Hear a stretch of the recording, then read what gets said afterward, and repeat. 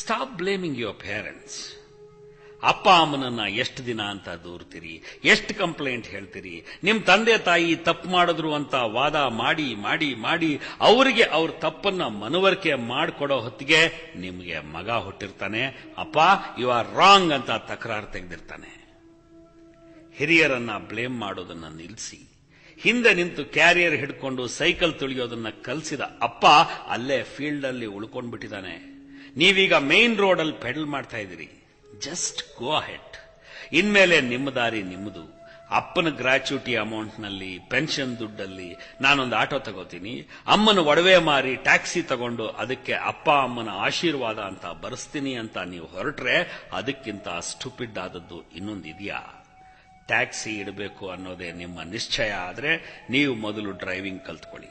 ನೀವು ಕೆಲವು ದಿನ ಟ್ಯಾಕ್ಸಿ ಓಡಿಸಿ, ಆಮೇಲೆ ಸಾಲ ಮಾಡಿ ನೀವೇ ಒಂದು ಕಾರ್ ತಗೊಂಡು